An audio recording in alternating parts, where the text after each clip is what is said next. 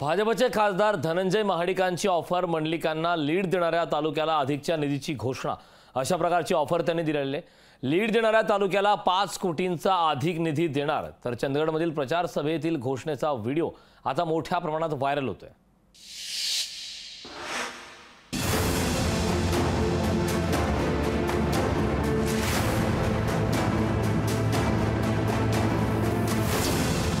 कागल तालुक्यापेक्षा जर जास्त तुम्ही लीड दिलं तर मी आणि संजय मंडलिक साहेब तुम्हाला 5 कोटी रुपये लोकसभा निवडणुकीत नेत्यांकडून मतांसाठी ही अशी जाहीर लालूच दिली जाऊ लागली। कोल्हापुरात छत्रपती शाहू महाराज विरुद्ध महायुतीचे संजय मंडलिक अशी लढत आहे। या लढतीत सामदाम दंडभेद या चारही अस्त्रांचा वापर होऊ लागलाय। चंदगडच्या सभेत खासदार धनंजय महाडिकांनी जो तालुका संजय मंडलिकांना मताधिक्य देईल त्यांना 5 कोटीचा अधिकचा निधी देऊ असं जाहीर आमिष दाखवलंय। कागल तालुक्यापेक्षा जर जास्त तुम्ही लीड दिलं तर मी आणि संजय मंडलिक साहेब तुम्हाला 5 कोटी रुपये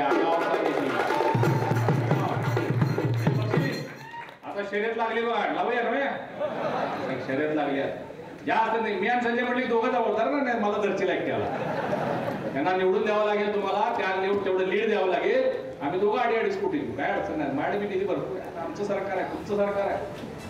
धक्कादायक बाब म्हणजे भाजप प्रदेशाध्यक्ष चंद्रशेखर बावनकुळे यांनी धनंजय महाडिक यांनी दाखवलेल्या आमिषांचं समर्थन केलं। आम्हाला साहजिक वाटतं की आम्ही एवढं काम करतो मोदीजींनी संपूर्ण आयुष्य देशाकरता दिलं आहे समाजाकरता दिलं जनतेकरता दिलं।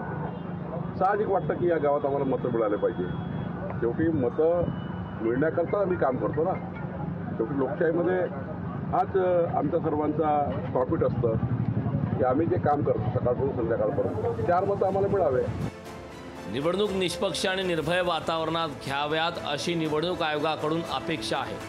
पण जाहीर आमिष दाखवली असताना निवडणूक आयोग बघ्याच्या भूमिकेत आहे का असा सवाल सामान्यांकडून विचारला जातोय।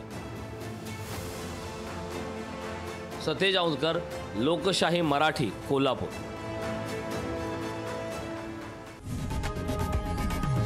लोकशाही मराठी ऐका, पहा, जागरूक रहा।